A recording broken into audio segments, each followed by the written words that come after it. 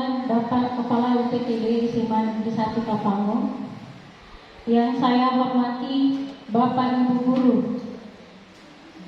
UPTD SMA Negeri 1 Kapango yang sempat hadir pada hari ini.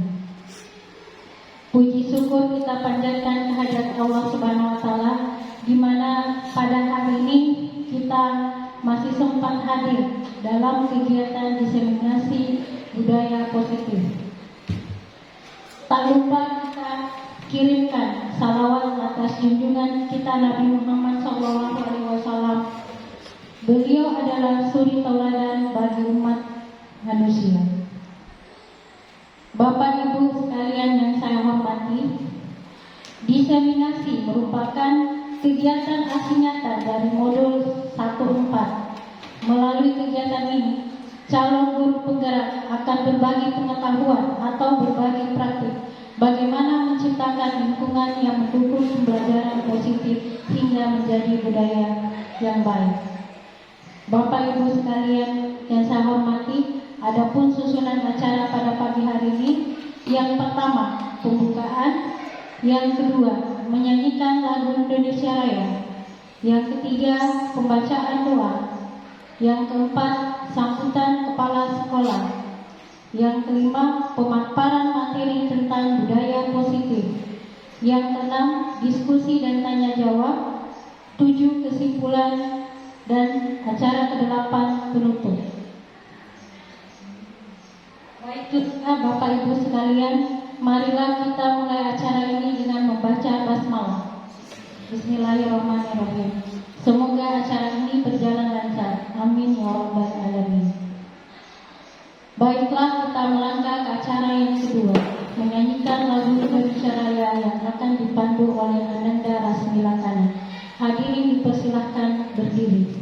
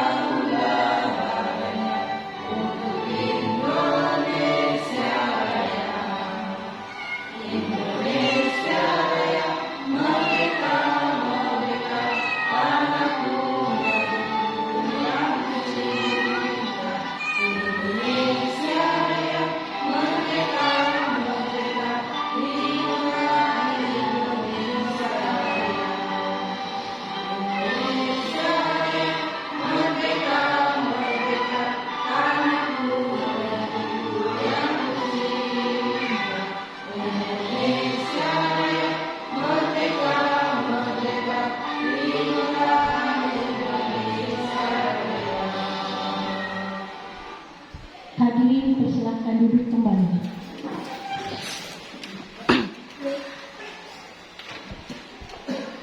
Acara selanjutnya pembacaan doa yang akan dibacakan oleh Bapak Muhammad Rudika SPD. Dengan hormat kami persilahkan.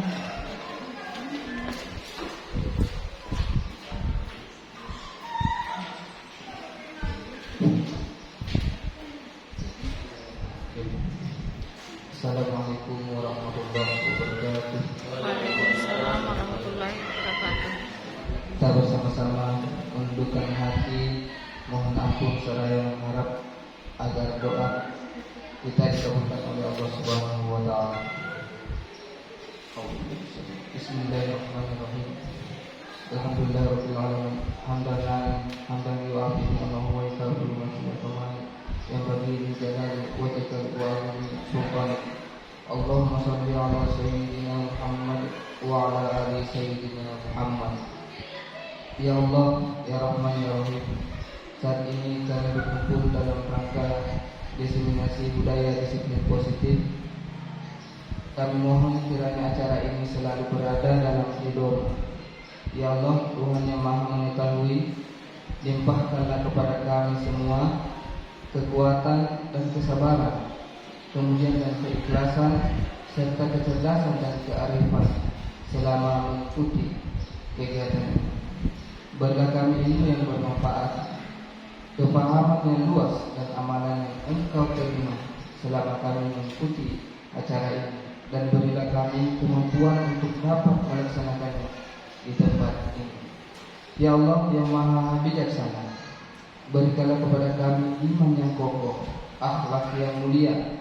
Jadikan kami orang yang beriman dan bertakwa kepada-Mu, serta pandai mensyukuri segala nikmat-Mu. Ya Allah, hanya kepada-Mu kami berbakti dan hanya kepada-Mu lah kami mohon pertolongan. Kabulkanlah doa kami. Engkau Maha mendengar, Engkau Maha pengampun. Rabbana zalamna anfusana wa illam taghfir lana wa tarhamna lanakunanna minal khasirin. Rabbana atina fid dunya hasanah wa fil akhirati hasanah wa qina adzabannar. Subhana rabbika rabbil izzati amma yasifun wa salamun alal mursalin walhamdulillahi rabbil alamin. Wassalamualaikum warahmatullahi wabarakatuh.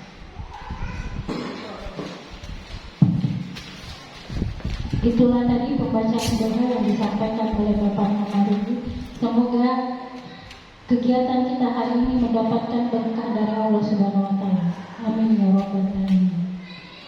Selanjutnya kita melangkah ke acara berikutnya adalah sambutan Kepala UPTD SMA Negeri 1 Tapango sekaligus membuka kegiatan diseminasi budaya positif.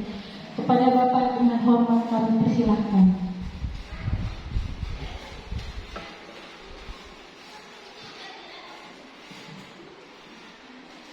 Assalamualaikum warahmatullahi wabarakatuh. Selamat pagi dan salam sejahtera bagi kita semua.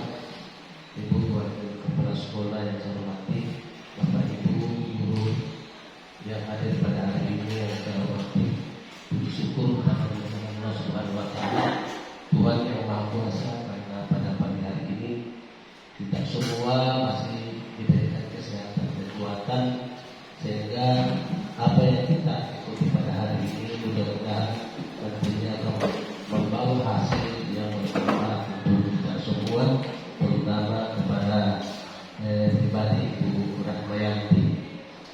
Kemudian salam dan salawat kita kirimkan kepada Nabi Muhammad SAW yang merupakan nabi suri teladan bagi umat manusia.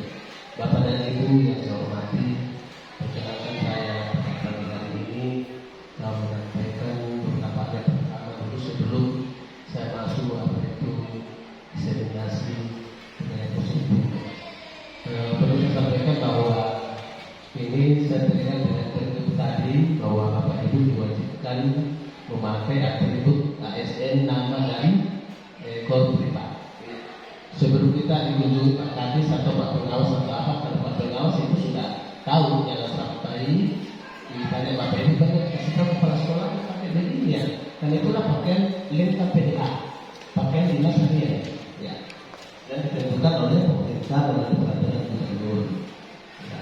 Kemudian selanjutnya ada juga kegiatan bahwa pergantian bagi P3K dan ini itu belum ada kepastian karena saya lihat DPR masih bicara juga tentang itu. Tidak perlu ada kayaknya ada diskriminasi di dalamnya seperti ini, ya. Jadi ini mohon tanya saja Pak, apa yang berlaku sekarang ini belum ada juga dari Menteri dalam Negeri. Kemudian DPR juga belum menyetujui hal itu. Selanjutnya Bapak Ibu dalam PPN Rahma pada hari ini dengan kaitan dengan TGP Bu ya, cara untuk bergerak, ya mudah-mudahan itu dapat menyelesaikan tahapan ini seperti tahapan hari ini adalah diseminasi budaya politik positif ya. Nah itu sebenarnya diseminasi itu adalah penyebar luasan informasi pengetahuan apa yang Ibu Rahma peroleh selama ini disampaikan kepada kita semua yang belum pernah mengikuti seperti itu. Ya, supaya kita bisa juga menciptakan semacam inovasi yang bisa memajukan sekolah kita ini. Kemudian budaya positif itu maksudnya itu nilai-nilai yang yang positif, universal, positif, ya, sakral, tidak ada keagamaan di dalamnya. Ya. Jadi ini kegiatan memang ini bagian daripada manajerial sebenarnya ini yang perlu kita kembangkan dan lestarikan Bapak Ibu. Ya, dengan kegiatan diseminasi ini, mudah-mudahan Bapak Ibu, Ibu Rahma juga menularkan pengetahuan tentang apa yang diperoleh selama mengikuti pendidikan CGP calon guru penggerak, ya, yang memang agak berat itu disampaikan juga di Kementerian Jakarta kemarin oleh Pak Direktur. Ya, memang itu memang berat, tapi nanti akan memperoleh jabatan apapun di apakah satu pendidikan atau lembaga prestasi lain. Itu adalah dari Pak Direktur. Ya. Kemudian saya kaitkan dengan sekolah kita, sekolah sehat. Ya. SMA Negeri 1 Tapanggo adalah itu sekolah binaan, adalah sekolah sehat tingkat nasional, bukan provinsi, bukan kabupaten. Ya. Karena setiap provinsi, setiap kabupaten hanya satu sekolah. Jadi seperti Polewali Sulawesi Barat ini hanya 6 sekolah. Nah, besok mungkin kalau tidak salah Pak Rakan ya ikut ke Jakarta mengikuti sekolah ramah anak. Jadi lain juga dia punya program. Jadi insya Allah ke depan ini sekolah kita bisa berkembang lebih baik. Ya, siswa kita akan lebih lagi. Saya teringat ada SMA di Bulawamundu, Sulawesi Utara. Kalau dia upacara Senin tidak perlu dipanggil anak-anaknya. Karena sekalian maju ke depan kita upacara tidak ada, langsung berada di lapangan. Jadi mudah-mudahan juga tadi pas saya itu pas sekolah ini, mudah-mudahan itu dia bisa juga seperti diterapkan di SMA Tapanggo. Beda sekali dengan apa yang kita peroleh di tingkat nasional. Nah, dalam kaitan dengan diseminasi ini, tentu penyebarluasan informasi dan nilai-nilai positif universal kepada kita semua. Nah, demi untuk peningkatan satuan pendidikan kita ini ke depan. Karena ini sekarang ini Bapak Ibu SMA Tapanggo bukan lagi SMA dulu. Ya, SMA sekarang tentu akan menciptakan juga banyak inovasi yang bisa berkembang. Karena kenapa? Kita ini adalah sekolah itu pusat kegiatan sekolah sehat, yang lainnya adalah sekolah IPAS. Iya, ini menurut penjelasan Pak Direktur SMA. Ya. Yang mudah-mudahan ke depan juga sekolah kita akan lebih maju lagi dengan adanya guru penggerak yang sudah 2 orang di sini, sudah ada GP-nya dan Ibu Rahma sudah masuk CGP lagi. Ya, mudah-mudahan selesai dengan cepat dan bapak-bapak dan ibu-ibu maju lagi. Ya terbuka lagi ada 12 ya. Mudah-mudahan ada lagi yang mendaftar bisa lulus ya. Pokoknya banyak prestasi. Saya ini Bapak Ibu sisa 2 tahun 6 bulan. Mudah-mudahan saya bisa menyelesaikan tugas tanggung jawab saya di SMA Tapanggo dan Pak Kadis mohon bagaimana kalau bisa saya tetap di Tapanggo. Saya sudah tua juga dan dekat dengan rumah. Ya mudah-mudahan seperti itu dan Tuhan mudah-mudahan ya mengikuti apa yang saya doakan ini saya tetap di SMA Tapanggo. Mungkin itu saja pengantar atau apa yang saya sampaikan pada hari ini. Ya, kurang lebihnya mohon dimaafkan. Wabillahi taufiq wal hidayah. Assalamualaikum warahmatullahi wabarakatuh. Oh ya, saya begitu karena banyak sekali ini bergorengnya otak ini spesialisasi satu ya ini itulah agak besar kita punya kegiatan ini Bapak Ibu. Belum ini Pak, salah apakah bulan depan atau apa tambah banyak lagi kita punya kegiatan. Saya kira untuk kegiatan diseminasi pada hari ini oleh penggerak, saya dengan ucapan Bismillahirrahmanirrahim, kegiatan diseminasi bernilai budaya positif, saya buka dengan resmi. Assalamualaikum warahmatullahi wabarakatuh.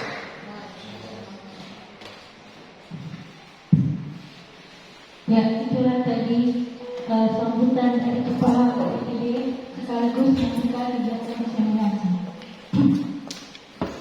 Bapak Ibu sekalian, tibalah saatnya kita masuk ke acara inti, yaitu pemaparan materi mengenai budaya positif yang akan disampaikan oleh Ibu Rahmayanti SPDIN. Kepada Ibu dengan hormat kami persilakan.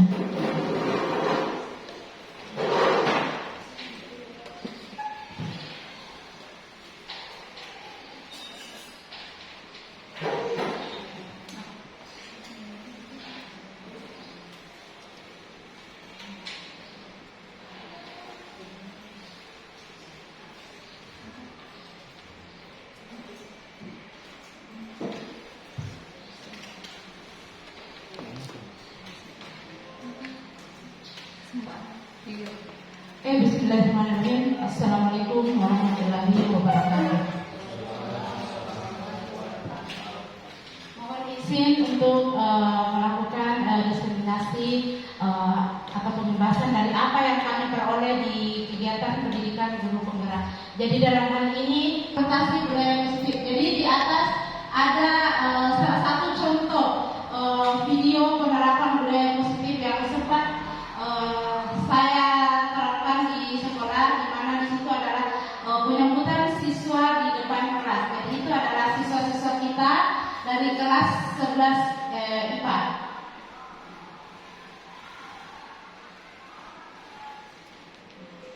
Di sini saya akan menjelaskan pemahaman dan penerapan budaya positif. Jadi di dalam budaya positif itu ada beberapa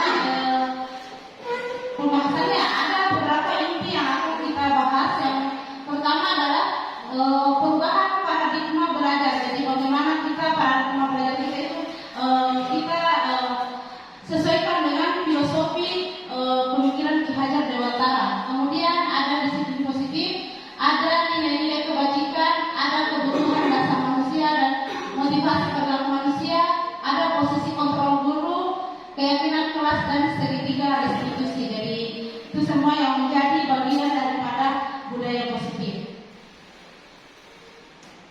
Nah, di sini kita mulai dari pembelajaran dengan paradigma baru. Jadi pembelajaran paradigma baru itu kita memfokuskan peserta didik itu sebagai pusat dalam kegiatan pembelajaran. Jadi ini pembelajaran itu dirancang dengan prinsip pembelajaran berdiferensiasi. Nah, ini yang sering kita dengarkan, yaitu pembelajaran berdiferensiasi. Nah, sehingga peserta didik belajar sesuai dengan kebutuhannya berdasarkan tahap perkembangan sesuai teori psikologi modern untuk mewujudkan profil pelajar Pancasila. Jadi inilah siswa-siswa harapan kita yang sesuai dengan 6 dimensi profil pelajar Pancasila. Jadi ini saya gambarkan di atas 6 dimensi pelajar Pancasila. Nah, kemudian bagaimana itu perubahan paradigma teori kontrol? Nah, di sini selama ini bagaimana perlakuan kita kepada siswa? Ada di atas ilusi, ada beberapa pemahaman kita selama ini. Yang pertama adalah ilusi guru mengontrol murid. Nah, bagaimana menurut bapak-bapak? Apakah ini fakta atau bukan? Kalau ilusi guru mengontrol murid, apakah guru yang harus mengontrol murid atau bagaimana? Nanti kita bahas ya.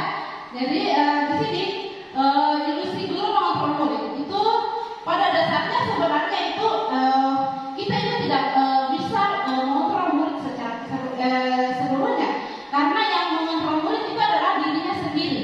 Begitupun dengan kita, bukan orang lain yang mampu mengontrol kita, tapi kita yang mengontrol diri kita sendiri. Ya. Kemudian ilusi bahwa kritik dan membuat orang merasa bersalah dapat menguatkan karakter. Jadi kadang kita membuat seolah-olah itu orang bersalah. Apa itu akan dapat membuat penguatan karakter terhadap mereka. Ya. Nah, kemudian ilusi bahwa semua penguatan positif, efektif dan bermanfaat. Itu kan selama ini bahwa apa yang kita sampaikan di siswa itu akan bermanfaat. Jadi itu kemungkinan itu Bapak Ibu ya. Kemudian ilusi bahwa orang dewasa memiliki hak untuk memaksa. Jadi apakah kita bisa memaksakan kehendak kita kepada orang-orang anak-anak kita atau peserta didik kita ya?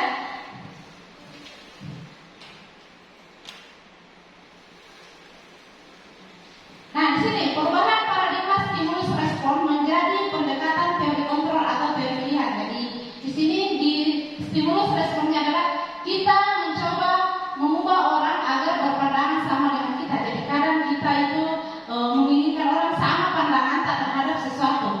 Nah, padahal ternyata jika dia ada di pendekatan teori kontrol itu seharusnya adalah kita yang harus berusaha memahami pandangan orang lain tentang dunia.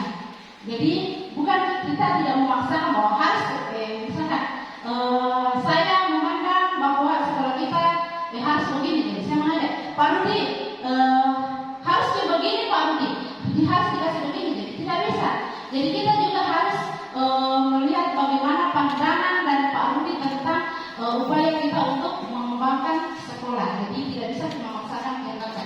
Kemudian stimulus respon yang kedua adalah perilaku buruk dilihat sebagai suatu kesalahan. Jadi selama ini toh kalau buat kesalahan anak-anak, pasti salah toh. Padahal semua perilaku itu memiliki tujuan. Apakah itu tujuannya positif atau tujuannya negatif? Jadi masing-masing perilaku itu punya tujuan. Kemudian orang lain bisa mengontrol saya. Nah, ini yang saya bahas tadi ya. Dan saya bisa mengontrol orang lain. Dan itu yang saya maksud tadi. Hanya Anda yang bisa mengontrol diri Anda sendiri dan hanya saya yang bisa mengontrol diri saya sendiri.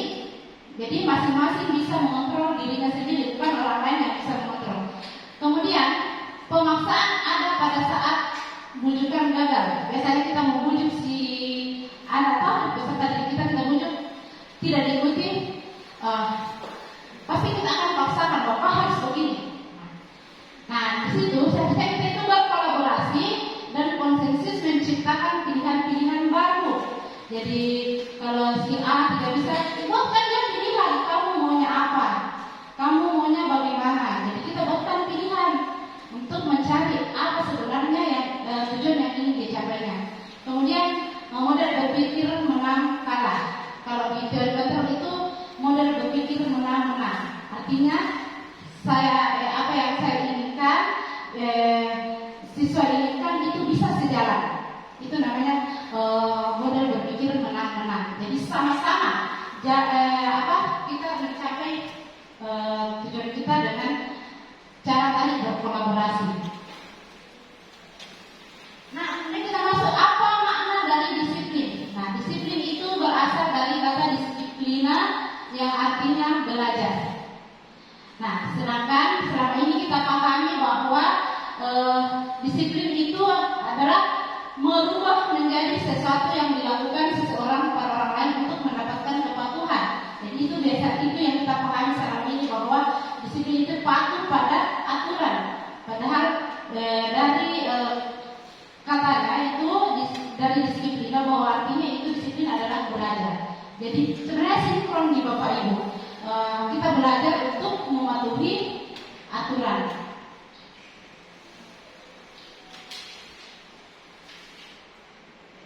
Nah, di sini disiplin positif. Nah, ada beberapa pembahasan disiplin positif. Ada cara kontrolnya di mana yang pertama kita tidak bisa mengontrol orang lain. Kemudian semua perilaku memiliki tujuan. Ada model berpikir menang-menang, kolaborasi dan konsensus menciptakan pilihan-pilihan baru. Kemudian realitas kebutuhan kita berbeda. Kita berusaha memahami pandangan orang lain tentang dunia. Kemudian setiap orang memiliki gambaran yang berbeda. Oke. Jadi ini saya tidak bahas yang di bawahnya karena ada pembahasannya masing-masing.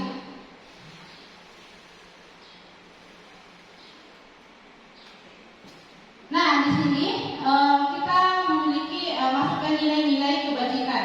Jadi tadi yang pertama yang di awal itu dibahas adalah tentang bagian-bagian nilai positif itu perubahan paradigma belajar. Sekarang nilai-nilai kebajikan. Nah, nilai-nilai kebajikan adalah sifat-sifat positif manusia yang merupakan tujuan mulia yang ingin dicapai setiap individu. Jadi itu nilai-nilai kebajikan sama dengan yang dibahasakan tadi Bapak bahwa itu nilai-nilai yang universal, nilai-nilai yang positif. Nah, nilai-nilai kebajikan itu terbagi ada nilai pada profil pelajar Pancasila. Jadi itu sesuai dengan 6 dimensi profil pelajar Pancasila.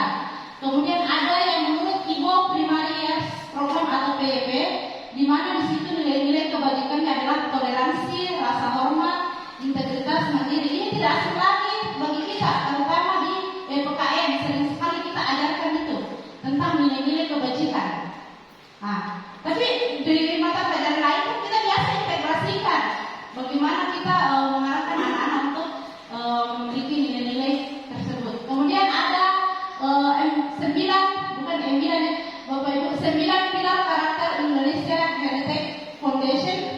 Nah, di situ nilai-nilai kebajikannya adalah cinta Tuhan dan segenap ciptaannya. Jadi di situ kalau di 9 pilar itu lebih cenderung mengarah ke Sang Pencipta.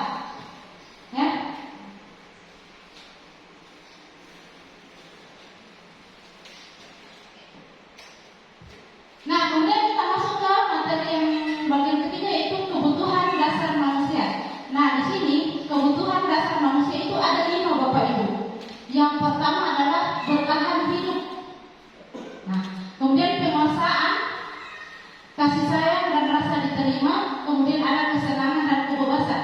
Coba resapi di dalam dirinya Bapak Ibu, apakah ada semua nilai-nilai yang ada di atas?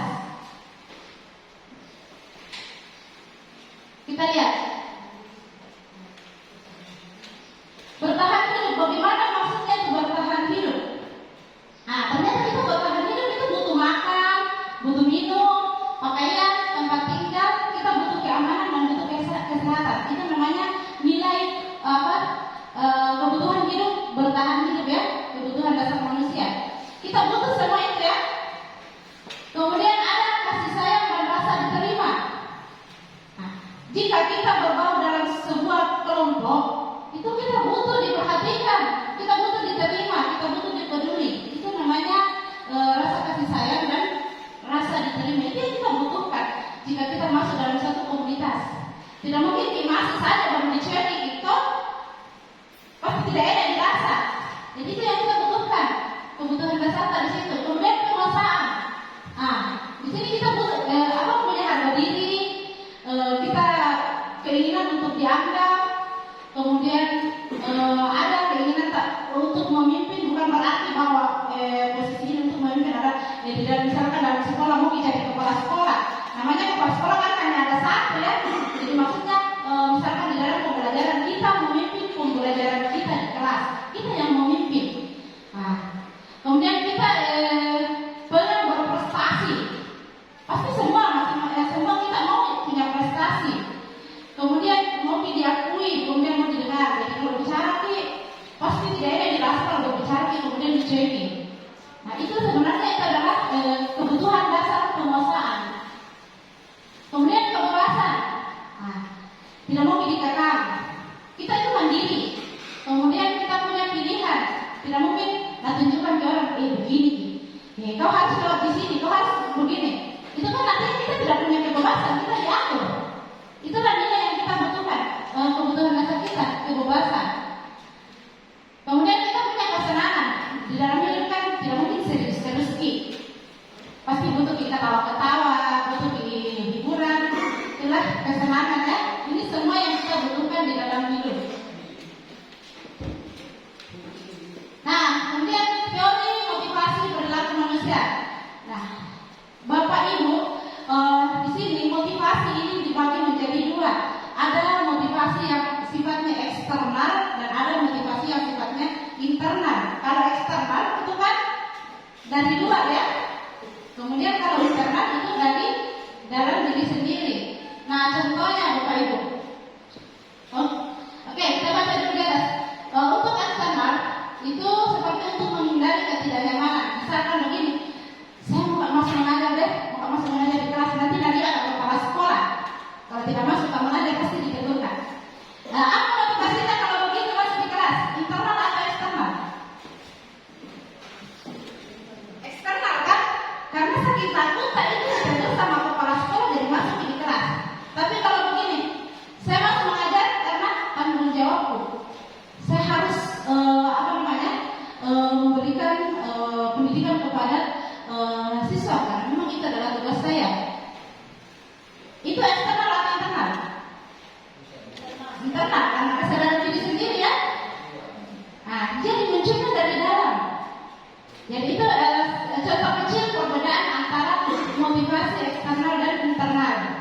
Sama dengan siswa. Harus kasih baca sekolah, takut kali hukum. Apa motivasinya cepat ke sekolah? Karena takut dihukum. Artinya karena ada perlakuan yang dia hindari. Itu namanya motivasinya eksternal. Kemudian didukung oleh penghargaan. Jadi sama ini mungkin kita sering berikan penghargaan kepada siswa. Jadi ada istilahnya itu didukung oleh penghargaan. Bukan berarti bahwa penghargaan yang diberikan itu adalah menghukum mereka, tapi adalah bagaimana efeknya itu penghargaan yang diberikan kepada siswa kita. Jadi itu penghargaan itu bisa berefek jangka pendek, ada efek jangka panjang.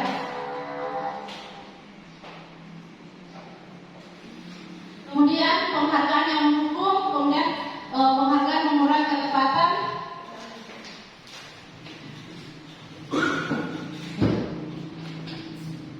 Nah, salah satu efeknya lagi adalah penghargaan menentukan kualitas. Jadi kadang itu karena penghargaan itu motivasi penghargaan karena ia mendapatkan penghargaan dari siswa itu rajin mau melakukan tugasnya. Karena ada yang diharapkan, jadi itu menurunkan kualitas. Beda kalau dia dari kesadarannya sendiri.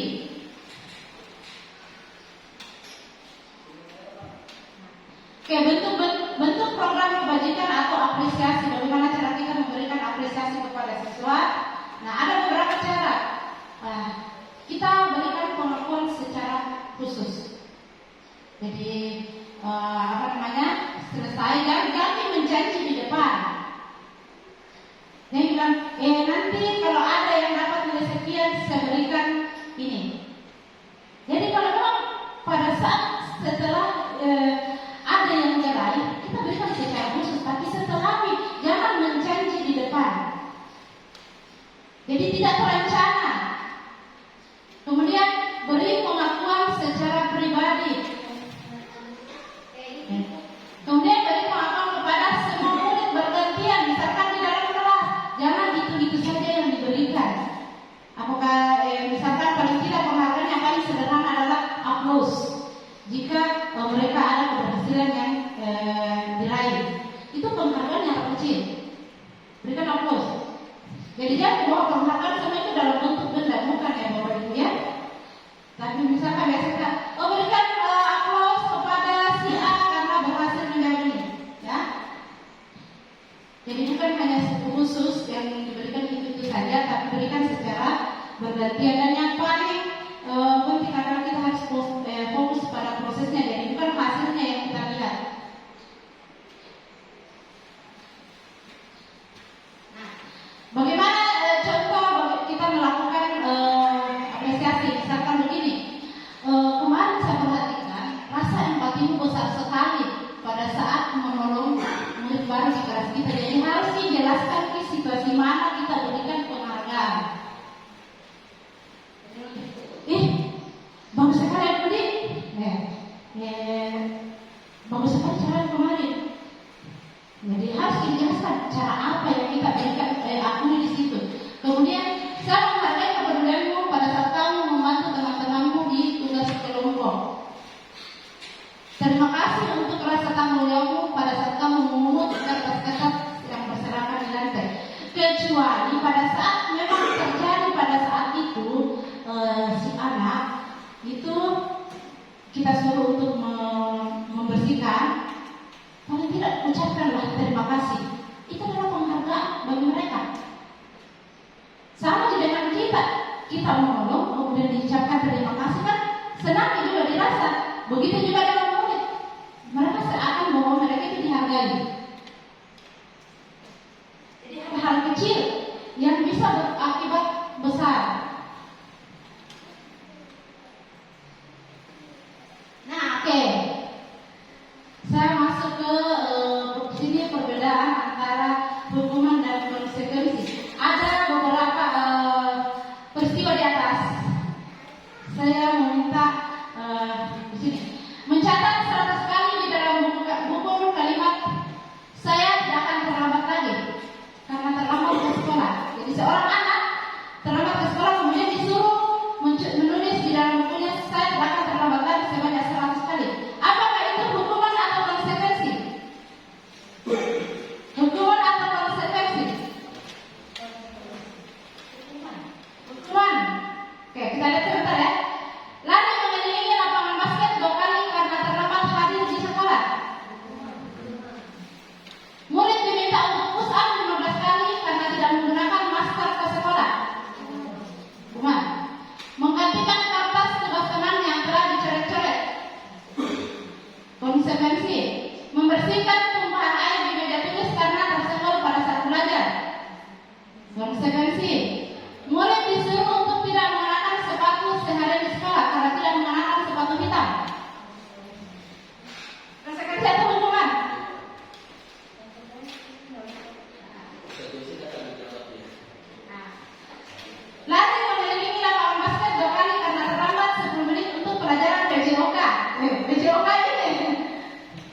Konsekuensi atau hukuman?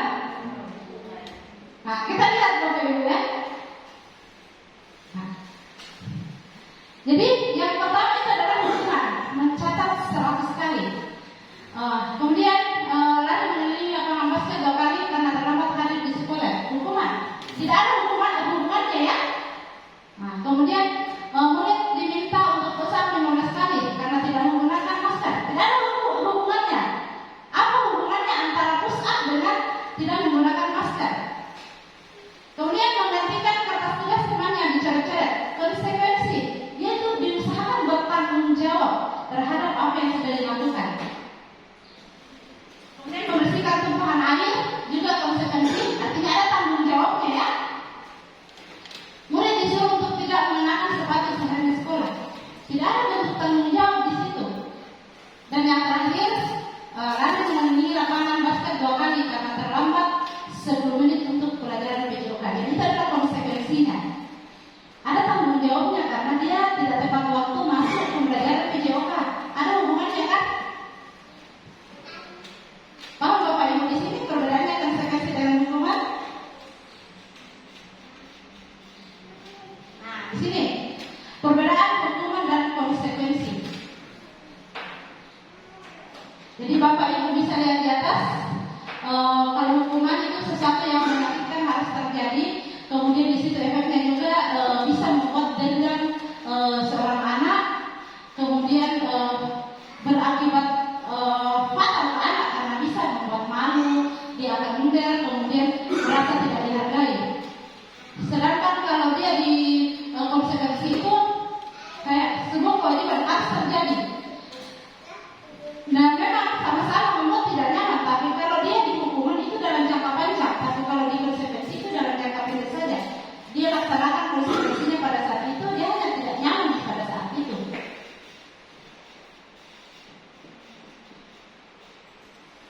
Nah, kemudian kita masuk ke restitusi. Restitusi itu apa? Restitusi adalah proses menciptakan kondisi bagi murid untuk memperbaiki kesalahan mereka sehingga mereka bisa kembali pada kelompok mereka dengan karakter yang lebih kuat. Jadi ada perbedaannya dengan konsekuensi tadi dengan restitusi. Jadi memang restitusi itu konsekuensi itu bentuk bagaimana kita bertanggung jawab terhadap apa yang sudah kita lakukan. Nah, tapi kalau dia restitusi, di sini ada yang digarisbawahi. Dia akan kembali ke kelompoknya itu dengan karakter yang lebih kuat. Jadi ada kesadaran penuh di dalam dirinya kalau kita menggunakan restitusi. Jadi ini ada perbedaan antara hukuman, konsekuensi dan restitusi. Jadi kalau hukuman itu pasti identitas gagal. Karena bagaimana? Di situ sesuatu yang menyakitkan harus terjadi, hukum itu. Kita kalau dihukum bagaimana? Kemudian si anak juga tidak nyaman. Kemudian korban merasa tidak mendapatkan keadilan. Kemudian akan merasa tersakiti dan yang paling fatal itu adalah si anak itu akan merasa bersalah. Kemudian bisa jadi itu dendam. Itulah akibat paling fatalnya itu hukuman. Cuma ya kita tahu bagaimana di dalam kehidupan kita ya. Sedangkan untuk identitas yang sukses itu adalah konsekuensi dengan restitusi. Cuma kalau untuk konsekuensi itu masih belum sepenuhnya mengembalikan si anak dengan karakter yang lebih kuat. Sedangkan kalau restitusi karena di situ kita itu berusaha menggali apa yang kamu inginkan. Nah, di situ kita menggali apa tujuannya si anak, kemudian kita mengembalikan ke keyakinan yang telah disepakati sebelumnya. Nah, kemudian ada 9 ciri-ciri restitusi. Jadi bukan untuk menebus kesalahan, tapi bagaimana si anak itu belajar dari kesalahannya. Kita tidak menyalahkan anak, tapi bagaimana kita menguatkan anak. Kemudian di sini kita memperbaiki hubungan. Nah,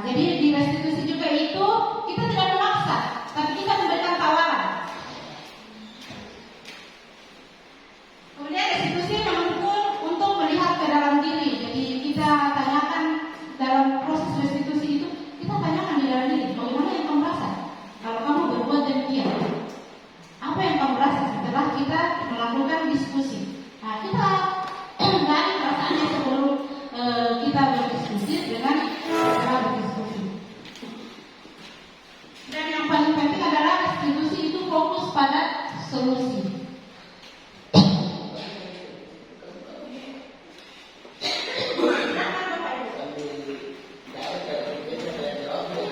Sebentar, Pak.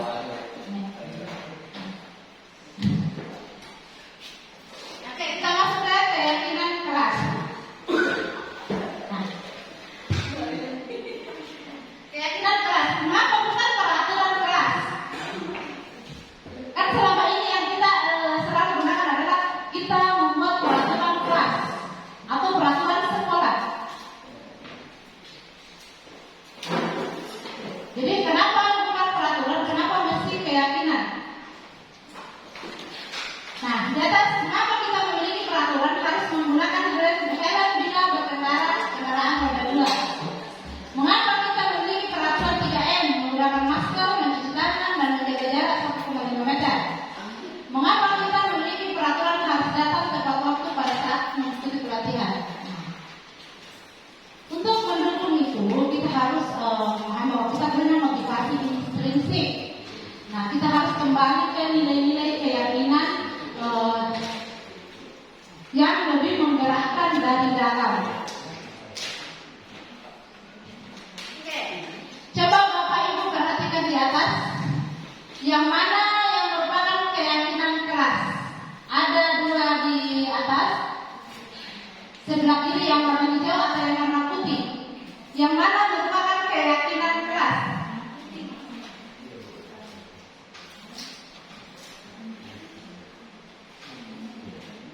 Yang di sebelah kiri datang tepat waktu mengucapkan salam, menjaga kebersihan sekolah, berdoa sebelum dan sesudah kegiatan, aktif dalam pembelajaran dan tertib. Nah, kalau di sebelah kanan, kami guru dan murid yang saling menyayangi. Kami murid yang semangat belajar. Kami murid yang peduli dengan teman-teman. Yang mana yang keyakinan kelas?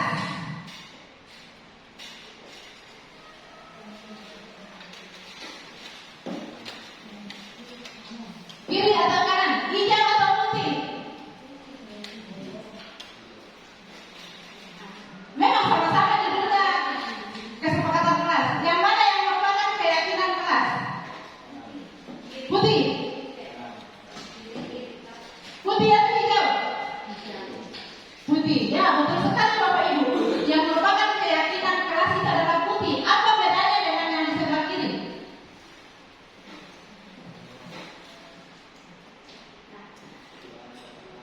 Kalau kesepakatan kelas itu semacam aturan, ya. Tapi kalau keyakinan kelas di dalamnya itu ada nilai-nilai universal, ada nilai-nilai positif yang akan kita bangun. Jadi di situ yang pertama itu kan kami guru dan murid yang saling menyayangi, ada nilai saling menyayangi. Itu adalah nilai-nilai positif yang kita bangun di dalam kelas. Kemudian ada kami murid yang semangat belajar, itu nilai positif juga. Jadi kalau keyakinan kelas itu ada nilai-nilai universalnya Bapak Ibu ya, ada nilai-nilai positif yang akan kita capai. Jadi kalau kesepakatan kelas itu fokus ke aturan. Jadi kayak misalkan kita buat memang disepakati. Kalau keyakinan kelas kita susun bersama. Itu bedanya Bapak Ibu ya antara peraturan kelas dengan keyakinan kelas. Nah, coba Bapak di atas, Bapak Ibu lihat di atas. Nah, selalu kembalikan buku ke tempatnya. Nilai apa kalau dia berada di keyakinan kelas? Nilai apa yang mau kita tunjukkan di situ? Selalu kembalikan buku ke tempatnya. Tanggung jawab. Oke. Kemudian dilarang mengganggu orang lain. Nilai apa? Dilarang mengganggu orang lain.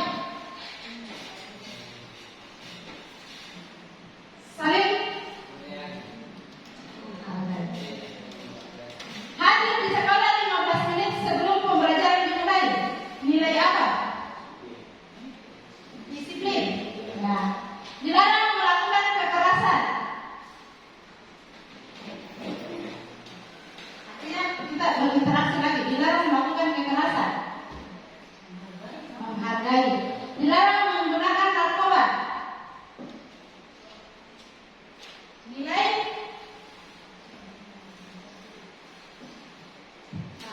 bergantian atau menunggu giliran.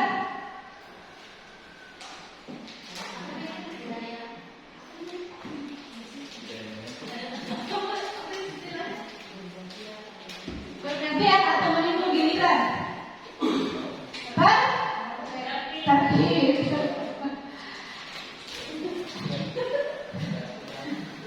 Oke, kita lihat ya. Nah, ada nilai dari keyakinan klasik. Yang pertama tanggung jawab, kedua menghormati orang lain, tiga disiplin dan berkomitmen, yang keempat keselamatan menghormati orang lain, kesehatan menghormati orang lain dan bersabar, gunakan masker, kesehatan dan keselamatan, jangan berlari di kelas atau koridor, keselamatan dan keamanan. Jadi kalau di dalam keyakinan kelas itu intinya Bapak Ibu ada nilai-nilai universalnya, nilai-nilai positif. Oke, kemudian kita masuk ke 5 posisi kontrol. Di sini ada 5 posisi kontrol itu yang bertanda huruf merah. Ada sebagai pendukung, ada membuat orang merasa bersalah, ada sebagai teman, ada sebagai pemantau dan ada sebagai manajer. Bapak Ibu, posisi yang mana yang pernah kita laksanakan? Posisi yang mana pernah kita laksanakan? Ada 5 posisi kontrol guru. Sebagai pendukung, membuat orang merasa bersalah, teman, pemantau dan manajer.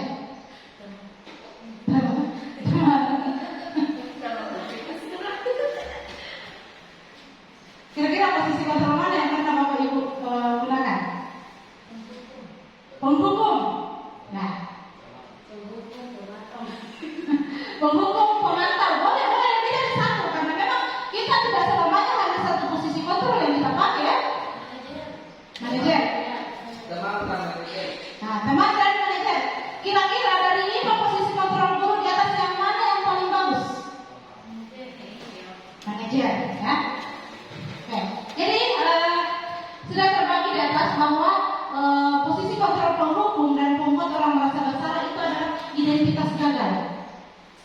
Nah, karena pasti efeknya pasti negatif efeknya di situ. Sama dengan yang saya jelaskan tadi penghukum yang pada bagian hukuman dan konsekuensi. Intinya di situ kadang si anak itu akan dendam. Nah, dan anak juga itu akan mudah berbohong. Karena kenapa? Bila ada contoh nih, kalau misalkan bagi anak terlambat masuk, kemudian dari mana Ki? Dari kantin, dihukum. Nah, besok lusa itu tidak akan bilang dari kantin. Berbohong meskipun dari kantin yang pasti dia bilang, sakit berumur tadi, sakit dari rumah sakit dan pokoknya banyak sekali alasannya. Berbohong untuk menghindari hukuman. Itu efeknya ya ketika kita ambil posisi pendukung. Kemudian membuat orang merasa bersalah. Ini akan menghilangkan rasa percaya diri anak-anak kita. Jadi kalau kau itu pokoknya bagaimana cara kau itu dimarahi karena itu karena selalu begitu. Jadi dia tidak merasa bahwa dia dibuat merasa bersalah karena dia sehingga kita juga akan kena imbasnya. Nah, itu anak-anak itu akan merasa rendah diri. Nah, kemudian identitas berhasil itu ada 3, teman, pemantau dan manajer. Cuma masing-masing ada negatifnya. Itu kalau kita anggap siswa kita adalah teman, maka efeknya itu adalah si anak akan merasa bergantung kepada kita. Jadi kadang juga kita lihat di selama ini kita kalau ini siswa kita jadikan teman, bahasanya juga ke kita kayak bahasa teman. Masih jauh, ibu, ya kayak temannya kita panggil. Itu kan salah satu efeknya kalau kita ambil posisi kontrol teman. Tapi yang paling bagus kita adalah posisi kontrol sebagai manajer. Jadi ada anak-anak itu bisa mengevaluasi dirinya, ya. Dan pada saat kita hadapi anak-anak dengan posisi kontrol manajer, itu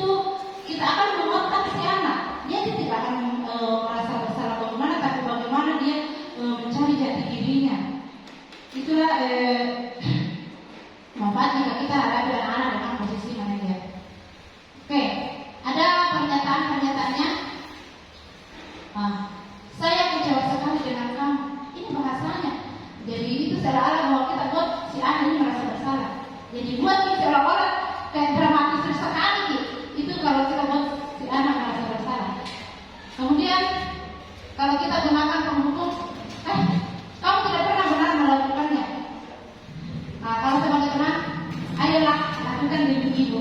Jadi kayak kalau kan sampai bahasanya kalau dia sebagai teman. Kemudian kita memantau itu kita memantau apakah kamu mau mendapatkan stiker bintang hari ini? Biasa toh?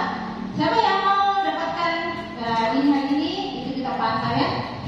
Kemudian manajer kita tanya, kita berikan pertanyaan kepada si anak, bagaimana kamu menyelesaikan masalah kamu hari ini? Kemudian kalau penghukum kamu selalu yang paling terakhir. Sampai di sini Bapak Ibu ada yang mau ditanyakan? Oke, silakan.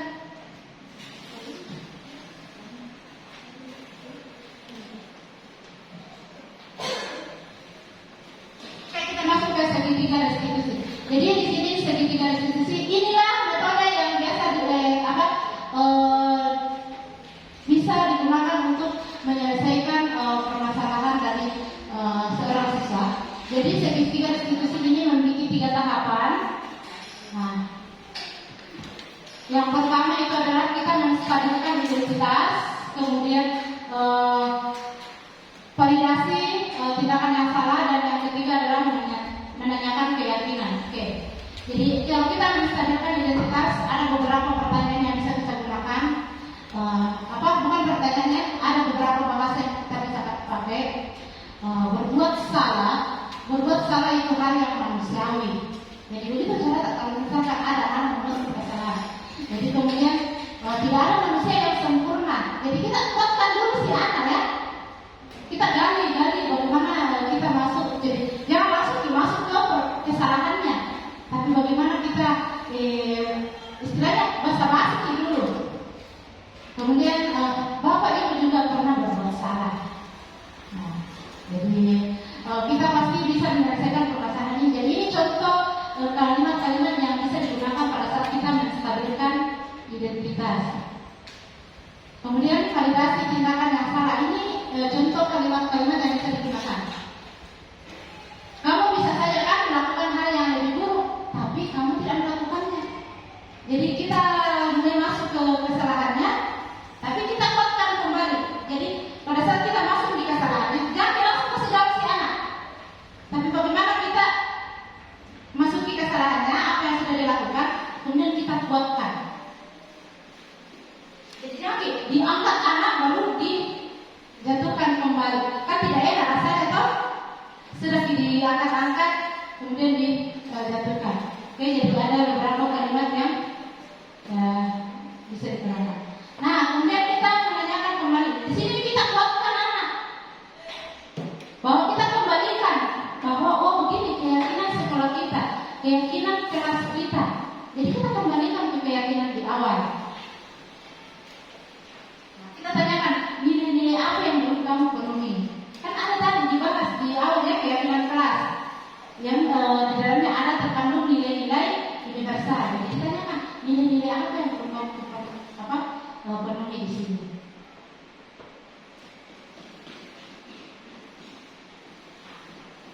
Oke. Nah, oke. Sampai di sini ada yang ditanyakan Bapak Ibu? Silakan. Saya kembalikan ke moderator. Jadi untuk saya sampai di sini sekian. Assalamualaikum warahmatullahi wabarakatuh.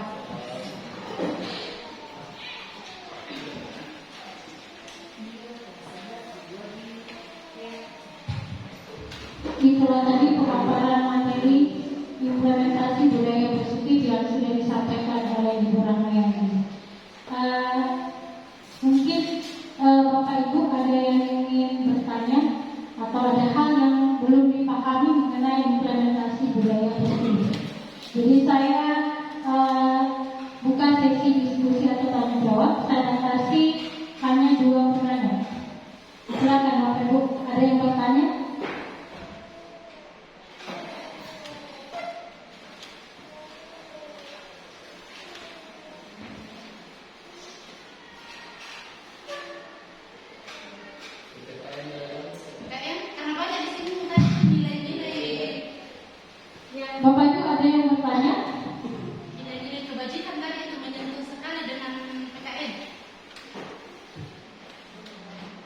Jadi dari penjelasan implementasi budaya positif di sini tadi bisa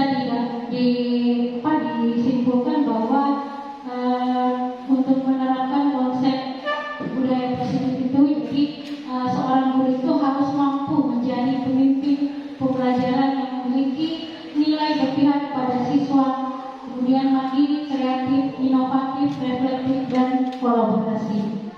Nah, jadi saya rasa ketika misalkan budaya positif ini kita terapkan di sekolah ini, saya rasa kita butuh kolaborasi, bukan hanya dari satu saja, tetapi semua guru dan semua warga sekolah yang ada di SMA Negeri 1 Tapanuli. Bapak Ibu ada pertanyaan atau tidak ada? Siap semua nih, Pak. Siap semua toh menerapkan budaya positif.